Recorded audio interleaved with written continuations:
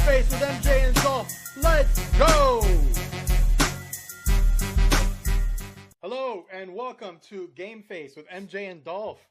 It's our weekly edition of the show where we like to have some fun, go over some things, really talk about sports, life, pretty much whatever comes up to mind. How you doing today, Dolph? I'm good, man. It's Mother's Day. I got to spend some time with my wife this morning, then got to FaceTime with my mom. Living 1,600 miles away from my family is never a good thing on holidays, so it's always a tough day, but I don't have to be in front of somebody to know that I to be okay. My wife's different. She needs to be there. She needs to touch and feel and that kind of, like, that's who she is. Me, I'm good. I'm not really worried about it. I'm good with it. How about you? No, I'm good, man. I mean, of course, kind of a little bit of the same thing, not being able to see my mom on Mother's Day this year, but again, we'll talk to her really, really early this morning. She was really happy to hear my voice. Of course, it's funny because of, my situation in life. I get a lot of Happy Mother's Day because a lot of friends that I know that are like, you serve both sides. But yeah, it's just one of those things. I mean, to a point, you do.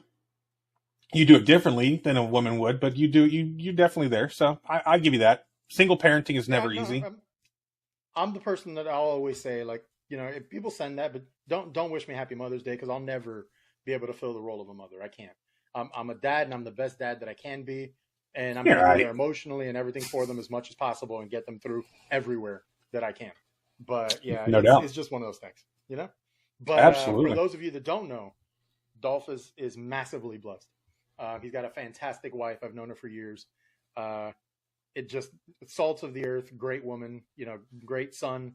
Got a couple of other kids too, that there's situations, but yeah, he's a fantastic dad. She's a fantastic woman. They've just really were made for each other. But anyway, I'll digress and we'll move on from there. So today we're going on to a subject that hits really a lot of people home. And what that subject is, I will let Dolph go ahead and explain to him because this is one of the shows that he really wanted to do. So last week you messaged me about, it was Antoine Walker, right? That's who you sent me a message about? Antoine Walker. Mm-hmm. And started talking about the situation of him becoming a barista and all this stuff. Like, that pinged this little itch in my brain. I had to talk about this stuff years ago, and let me see. I'm not sure when it came out, but 30 for 30, ESPN 30 for 30 had in their season, episode 1 is called Broke. I was rewatching, that's why I was picking it up, and I saw it when it first came out, and it hit me so hard. And it didn't hit me because I was worried about and sad about the players. It hit me because a lot of the stuff that was a part of that, like the issues that these players have hit, I dealt with when I first got into the car business. I was 23 years old, fresh out of the Army. I mean, the best job I ever had was making $10 an hour as a lawn maintenance supervisor when I got out of the Army. And all of a sudden, this little knucklehead guy's like, hey, you can go make 10 grand a month. And I'm like, psh, whatever. But you can. And it was not hard to do. And watching that 30 for 30, it tickled my brain because I was like, oh, I had that same conversation with my GM. My first time I got a paycheck that was worth anything. If you got a $10,000 check, the first thing you do is look at it and say, wow, I can't believe I got that much money. Yeah. Ooh, yeah. Uh-huh. The next thing you do is look at the damn taxes and say, what the crap? Yeah. Where did my check go? So I walked into the general manager's office. If you're from the Central Florida area and have been around for long, in the early 2000s, there was a guy named Coco Charlie. He was on every commercial. I don't know if you remember him. Charlie McHale, little heavy-set, bald-headed guy, Jersey, New Yorker kind of guy, and he was under the billboard. That was his big thing. If you know, you know. If you don't, you don't. No big deal. Anyways, I go into his office and said, Charlie, this is crap, man. You guys took all my money. How am I going to be able to? I was banking on a $10,000. I think it was more than $10,000, but it was a big check, over $10,000. Mm-hmm. And he looks at me and goes, listen, if the worst thing you can do is come in here and talk trash about your tax bracket, you need to get the hell out of my office. And I'm like, what? He goes, we have nothing to do with that. That's all comes from the government. It comes from this. We tax you at the rate that we're told to do. Nothing to do with us. But honestly, if you're making the money where it pisses you off, go make more. And that was them. That was the mentality that the car business had. And I know that we were not at the level that professional athletes are as far as the money and the testosterone, the machismo, and all that stuff that comes with that. These are alphas. These are people that are making a ton of money and know about it. And you can't tell them anything, especially a 21 to 25-year-old male. How much could you be told back then to live your life by a certain way and not spend and all the things that these people are doing? Oh, I couldn't. Told. I just didn't listen. Exactly. And one of the quotes from the movie I was just watching, or the show I was just watching was, I talked to Andre till I was blue in the face. You hope that someday it sinks in, but it never did. And you talk about Andre Rison. That was one of the biggest names in this video that I was watching. And he was, I don't know if you remember all the craziness that dude went through. Oh, yeah. Burning down to the house. And, yeah. That was one of like 7 houses. He was like, that was one of 7 houses. It sucked to lose it, but it was what it was. I was like, wow. Yeah. Like, it was eye-opening to see what, because let's just say we're both not in our 20s. That's one way to put it. Yeah. But seriously though, if it came down to it that you were given $6 million contract over the next 10 years, that would change your life considerably. Oh yeah. Now the question is, could you rein in the spending now as they didn't back then in their 20s? Could you? I mean, now I could. I could. I mean, in my early 20s, coming from, and I'm not going to say the same situation with a lot of these athletes, but I didn't really have anything. Never knew money like that. My parents didn't know how to, and I have fantastic parents.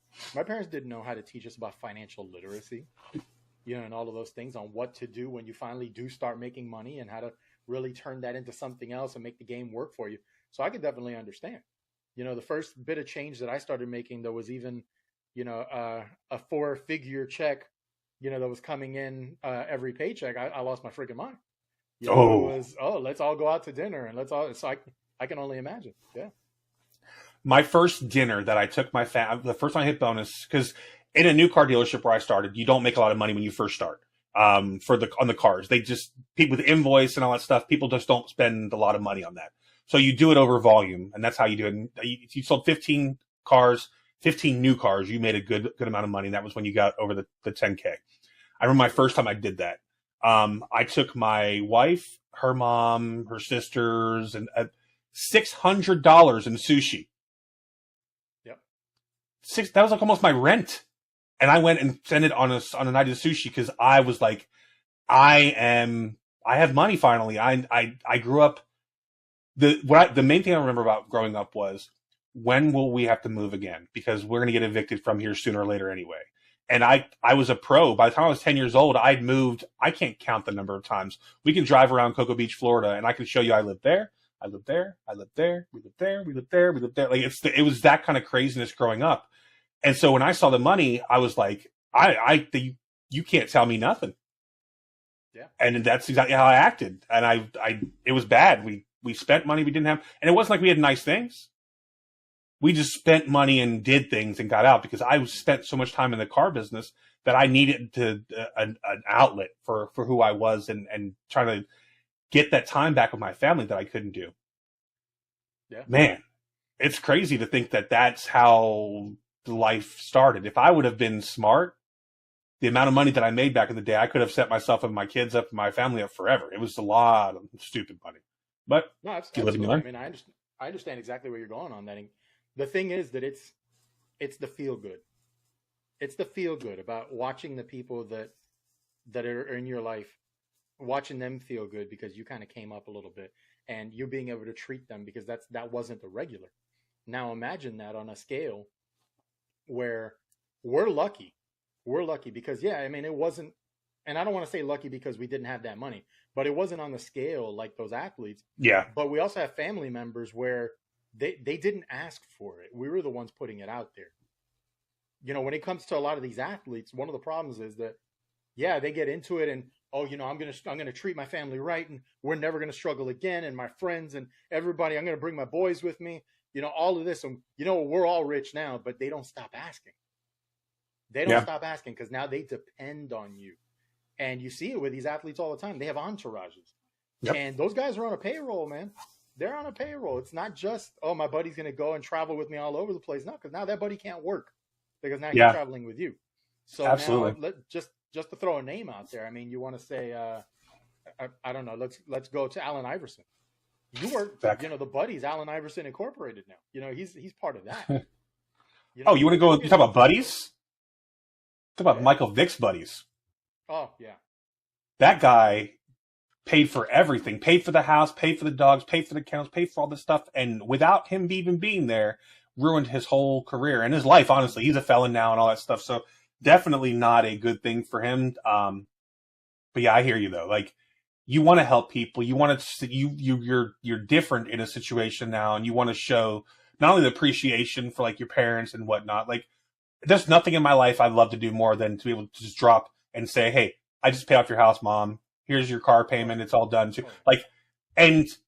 But honestly, that's those right there. That type of mentality is not the wealthy kids. Those are the broke kids that grew up with nothing, that want to help their parents not have to feel that sorrow anymore. Because really, it's a culture thing. It has to do with the people. Like, I love my mom. My mom died when I was 11, and if I could do, like, if she was alive today and I could do it, I would do it in a minute. My adopted parents, are not broke, to say the least, are not broke by no standard. Yeah. If I could go pay for their house today, I would. Yeah, without a doubt. Even though them fools have all the money that they would ever need to do what they need to do and be able to pay for what they need. They don't need my help. But I would still want to do it to show my appreciation for all the stuff that did for me. So I look at it as a lot of that is the appreciation of the come up, but the entourages those are rough, man. Yeah, that's a lot of people. It's one of those things, but it's also, like I was mentioning before, kind of the financial literacy side. If you ever see the 30 for 30 on Allen Iverson, there were things that surprised me. I mean, the amount of money he was spending on his entourage and things like that, that was only the tip of the iceberg. A lot of people don't know. Allen Iverson would travel with zero luggage. Zero luggage. He would show up in a town. He would spend thousands of dollars wherever the NBA was going or where he was going on vacation, whatever it was. Spend thousands of dollars on new clothes, and he would leave them in the hotel. He would leave the clothes in the hotel and just go catch his flight, his bus, whatever it was that he needed to catch to get to where he was going. But that was every single town. Now, you've seen Allen Iverson, how he used to dress. None of that is cheap. No, and it was none of it's on the rack. None of it was on the rack. It was all custom. It was all one-offs. Yeah, he was definitely like that. Oh, there's legendary stories from people in the hotels that when they knew Allen Iverson was checking in, that they were taking dibs on who was getting the stuff from his room. That's craziness. Yeah, but it's not that like it. Okay, so you have it, you're sharing it. People are getting, like, people are either selling it or taking it and loving it afterwards, and he had no place for it or whatever. Okay, I get that. It's still too much. Listen to this crap. Listen to this. NFL players, within 2 years of being out of the league, whether it's retired or hurt or whatever, within 2 years, 78% of them have filed bankruptcy. Yep. That's... So basically, on each team, you're looking at 40 some odd people that are going to declare bankruptcy in the next 2 years after they leave. That's craziness. And somehow the NBA is less. You also have to take into account that the average NFL career is 3.5 seasons. Yep, 3.5. You haven't even gotten through your rookie contract yet. Yep, absolutely. One of the things what I don't understand is the NBA is only 60%. Are they doing a better job? Like, I don't know. Are they?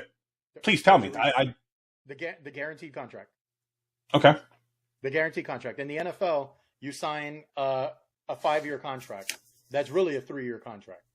You really have to earn those last 2 years. That's why you're getting this rash of players right now that are sitting out and they're holding out for more money towards the end of the contract because they know what the game is.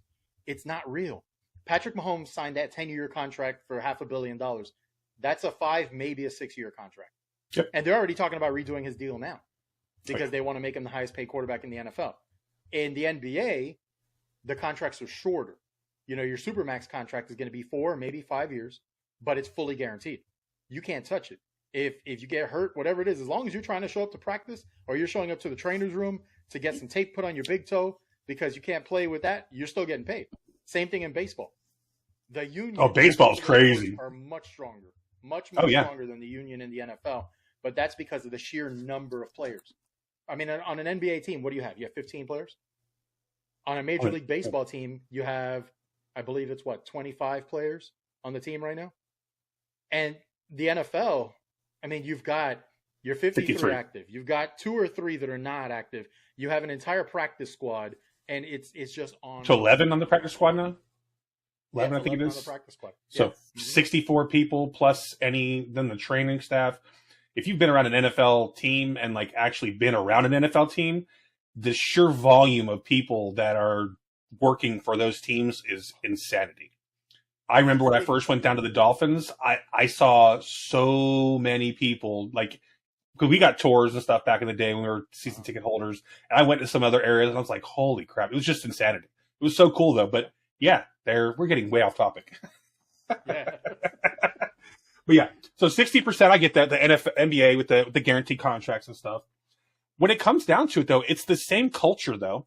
It's the same background of people. You get rich people, you get a lot more poor people that are going out there and trying to be pros. Like, I don't understand why it's like that. I guess it's because it's a way out from what they're used to and what they've seen. But the culture in it, I don't know, it's really weird. One more point on that, also to clear it up. Good. Keep in mind, in the NFL, if you don't make it in the NFL, your options before were to go to the CFL. Now you have the USFL, which doesn't really pay that much, or the XFL, which also really doesn't pay that much. In baseball, if you can't make it in baseball, you can go to Japan, you can go to Italy, you can go to a bunch of different places to go play. You can be in the minors. You can go down to the islands. You don't make it in the NBA. There's the CBA, there's Turkey, there's China. There's all kinds of places you can go and make a ton of money. It's limitless with those leagues. With the NFL, it's kind of one-stop shopping. You know, if you're not making it here, that salary's getting cut big time. Absolutely. And plus their taxes are insane. That's like, I was sitting there listening to them talk about their taxes and whatever, like talking about 55%, 40 to 55% of their money is gone between the fees they have to pay to the NFL Players Association, to the taxes, to their attorneys, managers, all that stuff. Like, that is insane.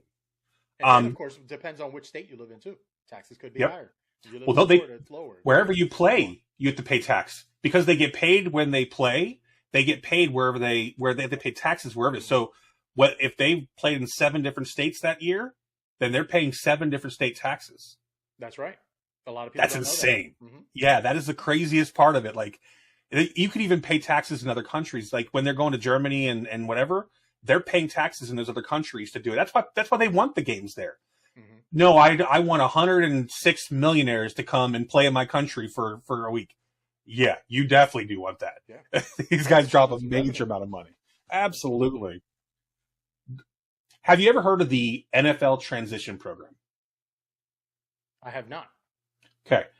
So what it is, it's basically it takes the drafted players and puts them in a week-long like symposium from the NFL Players Association. They have old players come in, talk about the transition from being a college athlete to a pro athlete. And one of the things that they started doing years ago was bringing financial advisors in to doing it.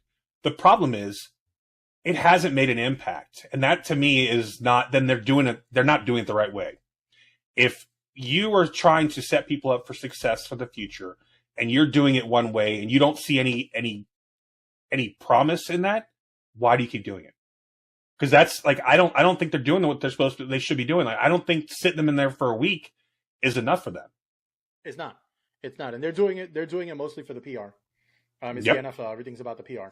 But I mean, it doesn't really matter. It's kind of like, and you and I have said this for a long time. We've worked in call centers and sales and different things like that. And we all know that when there's that little joke, when you finish training, now you have to retrain them for the real world. In these sports, it's the same thing. You're putting them through this training, this symposium, getting all the rookies together, giving them all this knowledge, but they haven't even gotten their first check yet. So that first check is done. They don't understand yet. They don't understand. That's why it's so good that there's certain teams like, and we're homers here, but the Miami Dolphins. Stephen Ross, the owner of the Dolphins, puts together a course every year. and it's mandatory for every player to go in. There's another one that's not mandatory, but you have to join.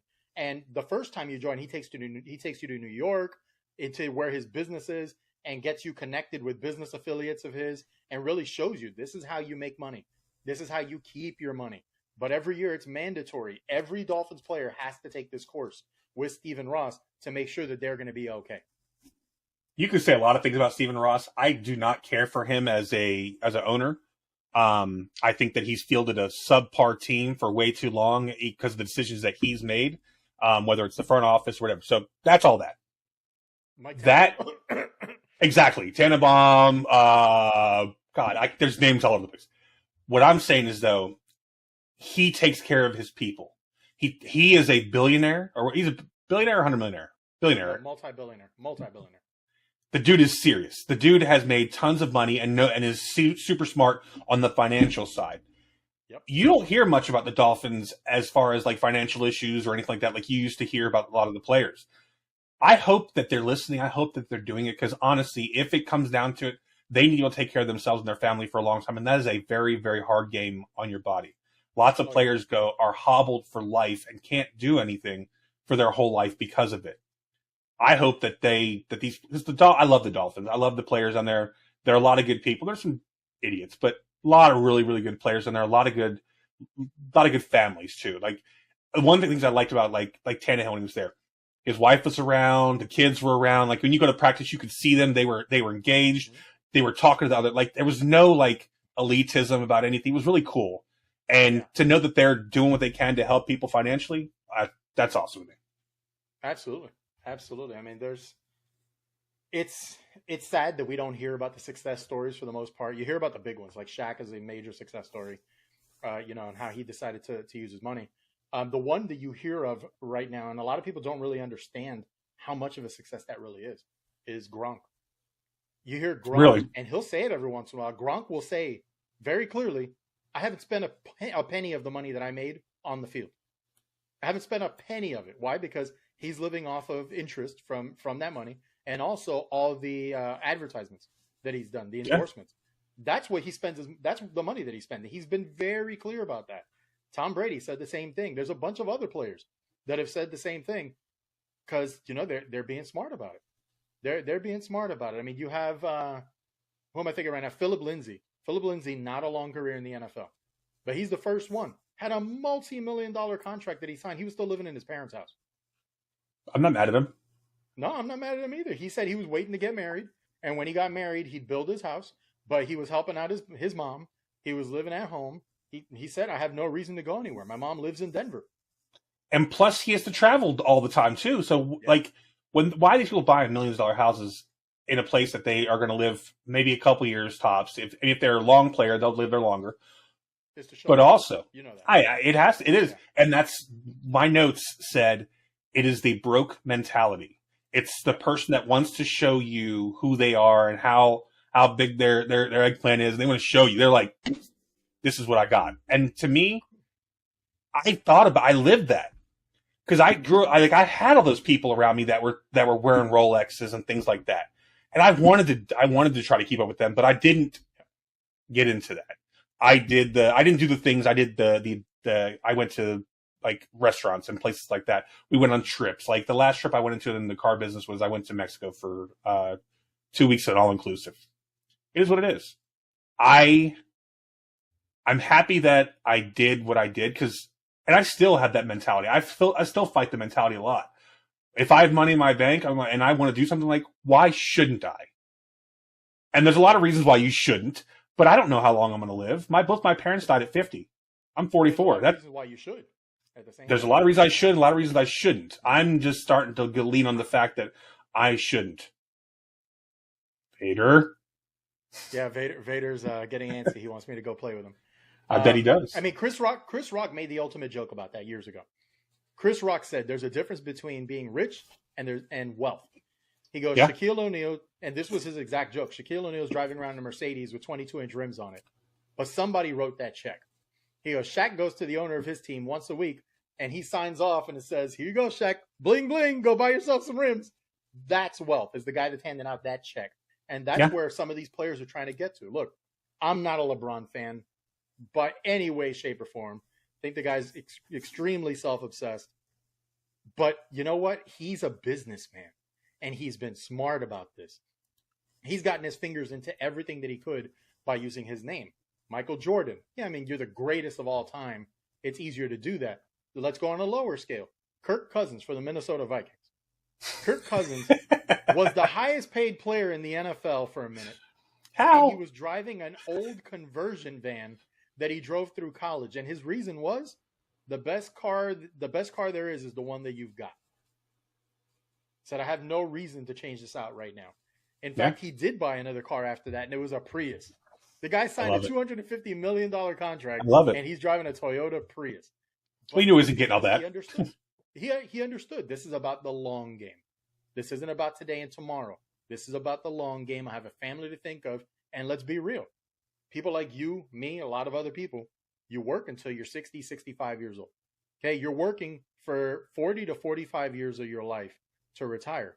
These athletes, they get 20 years about. And that's if you had an amazing career.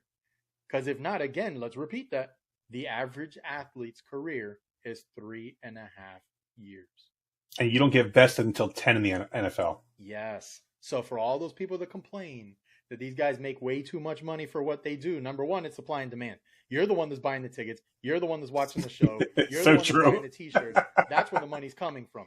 Okay. Yep. So you want to blame anybody, blame yourself. But think about these guys only have a certain amount of time to be able to make that money. Because not all are business people. And let's be real, business people in the regular world, they flop a lot.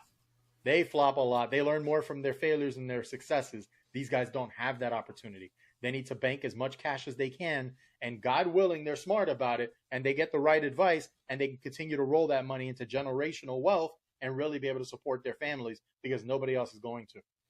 Thing is, if they would just open up their ears and listen, there's so many financial literacy things going on, like online, and there's master classes you can take, like all kinds of stuff of really, really, really smart people explaining how they made their money and how it works. Obviously, some of that's not going to work these days because some of that stuff was 20, 30 years ago. Okay, great. Yep. But a lot of things still ring true. Real estate, that's always going to ring true. Stock market is volatile, but you can make a ton of money now. Do it right.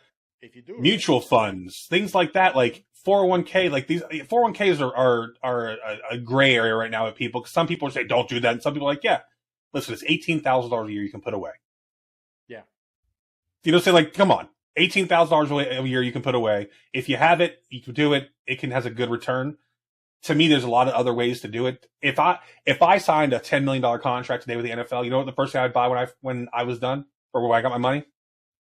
An annuity.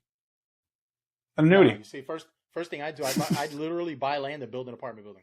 Wow, that's true. I'm building a 30-unit apartment building, and I'm off and running. You got me. All right, I'll take that. What I'm saying is, as far as investing my money in like anything, I'm going to an annuity. It's tried and true. The life income that you can get from there, it's safe. It's just something that you can put $300,000-$400,000 into at 30, 40 years old. Let it build over time, and then all of a sudden, when you turn 65, you make a ton of money. You're a licensed agent. You know. Sorry. For those of y'all don't know, we were both held our 215 license in, I don't know, I had 14 states. How many did you have? I had 22 states. Yeah. That's what I was just saying. Like, we know what we're talking about when it comes to financial literacy and it comes to like life insurance and stuff like that. So just know that when you're hearing that, and I'm telling you that, there's a real reason. These are good products that can pay you for a very long time and really take care of you. Think of this. Find the right one. This is not find the right one. Advice. No. Find the right one. Find the right one. Do your research. Absolutely. Think of it like this, though. The lottery, how they pay you, is an annuity. It's an annuity. Mm-hmm. That's all you should need to know. Which is why I don't understand why people take the lump sum payment. What people don't understand is that when you won, let's just throw a number out there. Let's say it's $250 million. You don't actually win $250 million. That number is contrived from them gaining interest on this annuity and paying you out for 30 years. And the money could actually turn out to be more than the $250 million because interest and inflation. You're going to make so much more money than taking a lump sum, which is less than 30% of all of it when it's all said and done after taxes and everything else. Like that absolutely kills me that people do that. So like I said, if I came into money, you know what I'm buying, because I understand. I'm with you with the apartment building. We've already talked about that. My next purchase is a quadplex. Like that's the plan. Within 3 years, I'm going to buy a quadplex. I have it. It's there. But yeah, annuities are where it's at. I love those things. Oh yeah. No. I can't say anything bad about an annuity. Again, do your research, pick the right one. If you do your research and you do your homework and you get the right advice, you could be in a very good situation. But very good situation is not what a lot of these athletes ended up. There are some people, Delonte West. I know that one rings a bell with you. Yep. There's some others, but let's get started on Delonte West real quick. We'll touch base on that. If you haven't followed the story on Delonte West, it really is a tragedy. It really is. This guy went from being LeBron's teammate and playing, being a starter and having a contract extension with the Cleveland Cavaliers to being homeless, being addicted to drugs, living out on the street where people are taking videos of Delonte West and posting them on Twitter with all kinds of memes like somebody help this guy. It's so sad to look at, because I was just cruising through Instagram one night and it shows this guy asking for money and the guy was like, hold on, you're Delonte West. And the guy's like, yeah, I was. You played for yeah, I did that too. Yeah. Just is what it is now, man. He's so humble about it. It's so crazy. Like I was like, man, I want to help this guy. I couldn't help him. I don't have any money for myself. I'm trying to keep my head above water. But man, it was just so sad because it wasn't like the guy did stupid stuff. There's mental health issues that led to substance abuse issues that turned into him being homeless. Like, that's the one-offs that, to me, the NBA, the NFL, the MLB, like the NFL Players Association needs to put their arms around people like that and stop this stuff from happening. They have put their life towards a goal of playing for you. You should at least give them some kind of something to help them out in situations like this. Like, I work for a very large company. I'm not going to talk about it, but I'm telling you I do. We have 20, 30,000 employees worldwide. It's a lot of people. We take care, like if one of my employees has an issue with like they're going with substance abuse issues, whatever, and they need financial help and it fits within certain parameters, we're paying for it. We're taking care of them. And this is not this is $1 billion company, don't get me wrong. But we're not out here paying them billions, but we're willing to help them take care of them, like take care of their life and take care of themselves. Yeah, I don't understand how the NFL, NBA, MLB, all those sports don't look at that as a one and say, we're going to help this person get help. Like it's like as soon as they're not on the field or on the court, you've always been with all of the sports, you've always been an independent contractor. Yeah, they're not actual employees. They're not. Yep. They all get a 1099. So they got to handle their tax situation, everything on their own. But that's what it is, and especially the NFL, they've gotten a little better about it now because there's been a lot of lawsuits and things like that. All the leagues have gotten better about it, but it's been grind them up, spit them out. We made money off it. You keep going. You ever watch Ballers? That's what it is. No, I never got into watching Ballers. Did you try it at least? No, I think I watched like the first half of an episode, and then my attention got pulled away, and I never went back to it. So I like the show. I love the show when it was out because it focused on this aspect of the game more than anything. I mean, partying, women, it did that too, but it was a lot about the financial issues that the players come up with, what they are contending with trying to get contracts, and it's a really inner workings. How real it is? I don't know. It has a bunch of NFL players in the show, so I'm pretty sure it's pretty accurate about what these players are going through on a daily basis. And it goes from like I'm sure there's a lot deeper involved, but I mean, you get to see the outer of a part of it, and the spending habits, and the DUIs, and the women, and the issues of people that are like spending money and taking $5 million to invest only for it to disappear and go away. Like, and it shows all of this in a very real, entertaining way. Don't get me wrong, but it shows how it grows. And The Rock plays a financial advisor, or a wannabe financial advisor when it first starts. And it's insane. And if you haven't watched that show, yes, it's not child appropriate. I would not suggest you play it for your kids. And if your kids are listening, this is not for you. But if you're an adult, please listen to this show, or listen to that, or watch that show. It will really open your eyes Forget about the flash, forget about the bling, forget about the women and whatever. Look at the underlying issues that they're looking at and how they're trying to talk about it, because they're talking about like players being in the room finally. And that's one of the big things in the end of last season is they're trying to get players in the room. He's an ex-player, turns into a financial advisor, wants to turn into an owner. Like, it's a whole lot going on, and it's a really entertaining show, but it's a lot of good underlying information there too. Yeah, no, I mean, there's a lot of good information out there at people's fingertips. Absolutely. Unfortunately, because you get caught up in the world and all those things that a lot of these people don't look into. And it doesn't just end with the NFL and with stuff like that. I mean, take Evander Holyfield, for example. Oh. Evander Holyfield made more money than just about anybody in the boxing game. Mike Tyson. Okay, listen. So much money. How many kids does Holyfield have? Yeah, way too many. 11. How many women by there? 9. Yeah. That's why. And there were that many houses too. Oh, easily. We're not talking about the house in the subdivision. No, we're talking about the house with multiple bedrooms, multiple pools, multiple cars in each one of them. Evander Holyfield is broke as a joke. Broke as a joke, doing everything he can to try and make money. That's why he made a grill, man. Yeah. Well, Mike Tyson ended up that way and decided that he was going to take advantage of his name, got some good advice, got into acting, got into other things. He's making money in other ways now. But I mean, you still have the athlete side. You have Warren Sapp is pretty much broke. He's a Hall of Famer, for Christ's sakes. You have Lawrence. Did he have gambling issues though? Yeah, but I mean, again, it's different things. That's addiction.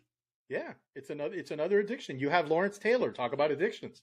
If you don't, crack's a hell of a drug. A lot of that money went right up his nose. Cocaine's a hell of a drug. Yeah. Then you got other guys that you see it, like Antoine Walker. Antoine Walker played for the Celtics, won a championship, played for the Heat, won a championship. Like, played a lot of good basketball, won all kinds of money. I believe he was just under $200 million what he won, what he made. But it was the whole thing of supporting an entourage and taking care of an entire neighborhood and blowing money all over the place. Antoine Walker was blowing money left and right. I mean, if there was a $20 hamburger and the exact same hamburger was $50, he'd pay for the $50 one just because it was $50 and he was trying to show off. This guy ended up broke. He ended up right there with you and me. You know what Antoine Walker ended up doing? Working at Starbucks. He was a barista. And before you start saying, oh man, hey, that really stinks. But you know what? He decided, okay, you know what? I'm going to take advantage of some of the connections that I had and I'm going to get some advice. And the only advice that people could give him was how to do his job better and how to be a better person, how to get into management. Antoine Walker very clearly says right now, I understand I will never get back to the level that I was at when I was in the NBA. I understand that. But now he's a district manager for Starbucks, not because of his name, but because he worked his way up. And he says, I have a comfortable life. I'm okay with that. And that's where he is now. And this doesn't just end with athletes. You've got rappers and performers and actors and all kinds of stuff that end up broke because they made a misstep or because they took the wrong advice or whatever it is. I mean, for Christ's sake, Rick Ross, now, most of his money that he makes comes from a partnership on alcohol that he does. He owns a bunch of Wingstops. Shaquille O'Neal owns a bunch of Checkers and Papa John's and all kinds of stuff like that because these guys are finding ways to make money. Owns property rights, though. That's what he got into. Shaq did. Like, he owns, what is it, J.C. Penney, the name or whatever? Like, he owns a lot of, like, big names like that. Like, he bought Reebok. Yeah, like, craziness. Like, but I commend the guy. Like, I really am. He saw it and he'll get it. Like, he's going to get it for the rest of his life because he was smart about his money. Somebody poked him and said, hey, let's do something different. And he was like, okay. Like, it had to be. Look at Barry Sanders. Barry Sanders retired. Barry Sanders retired extremely early and before these guys were making these huge checks in the NFL. Barry Sanders retired for one reason and one reason only. He said, I want to be able to have a family because he was single still at that point. He said, and I want to be able to walk. I want to be able to walk when I'm old. I want to be able to spend time with my kids. Barry Sanders is another one of those guys didn't spend any of his money. He's still a multimillionaire right now and lives a nice life. Is not extravagant because he knows I need to make this money last forever. Not just for his life, for his kids' lives, to be able to give them an advantage. Forever is the words that he says. And you got a lot of athletes out there that are really learning how to do that. unfortunately, you still have the other side too. But there was a guy that told him how to do it. Somebody, Bobby Bonilla? yeah. Bobby Bonilla? Like, that guy said, this is how you guys get a good contract. That fool. They still celebrate Bobby Bonilla Day every year. I think next year's the last year, if I'm right. Hold on. It was either this year or next year. No, 2035. Is it 2035? 2035. You see that right there, right? Yeah. That's a Mets hat. I am. If I was going to be a baseball fan, I'd be a Mets fan because my wife, like, I show her that respect because she's a Dolphin fan now. I know. Listen, I hear you. But I say that's one of the jokes of being a Mets fan is like Bobby Bonilla Day. Like, we celebrate it every year because it's that crazy. Like, $1.2 million until 2035. Yeah, they be that guy. An option. They said you can either make this much on your check or we can defer it with interest. And he said, give me the interest because I got plenty of money right now. One of the trends right now with players is the players are outsmarting themselves because they're getting the wrong advice. And you have a lot of these players that are getting their money paid in crypto. Oh, don't even start that. Now, the first 2 years of that, yeah, it was a boom for the guys that pulled out of it. But everybody after that, crypto's not what it used to be, folks. And a lot of those players have lost a whole lot of money. Ask Tom Brady. Tom Brady's lost about $200 million in crypto because he put so much money into that. Now he's being sued. But you have a lot of players that were getting their entire check. Their entire check. I'm forgetting who it is. There was a player in the NFL that had his entire check converted to crypto, and it turned out to be 20% of what he would have made. 20%. And this is for another show. now the hope on that is that he learned something from it. He got some advice because he's still making money. He's still in the NFL. So hopefully you take the rest of that money, you continue doing well, and you do something better for it. And maybe this was a blessing in disguise, but that's how those things start out. It's not just the partying. It's not just the women. It's not just blowing money. There's a lot of situations that come around. Sometimes it's health issues. So when you see these players and everybody wants to talk about their fall from grace, maybe you should try and understand why. Absolutely. Cool, man. Well, I appreciate this conversation, man. It was something that I'm obviously passionate about. And I don't know. I lived a lot of it, not in that grand respect, but in my own head, I did. Anyways. No, absolutely. Absolutely. I mean, we always said this show is going to be about sports. It's going to be about life. We laughed a little bit today. This is more of a serious show, but again, I mean, guys, and I'm going to say it one more time. In fact, I'm going to say it multiple times. So I'm going to say it one more time today. Send us requests on the Instagram page, or wherever it is you want. Put the comments right in the YouTube page. Wherever it is you can put some comments to reach us, feel free. Let us know what you want us to talk about. Because if not, we're going to keep talking about what we want to talk about, and we're going to have some fun doing it. But we'll still have some fun talking about what you want us to talk about, but it'll be more relatable on your side. Okay? Word. So that's this week's show, everybody. Again, thank you. Thank you so much for watching the show, for listening to it on all the platforms that we're available on. Keep hitting that subscribe, keep hitting that like. Tell your friends about the show. We're having a lot of fun making this, and we hope you're enjoying the show too. But again, my name is MJ. That's Dolph, and this has been GameFace. Have a great week, everybody. Happy Mother's Day. Happy Mother's Day.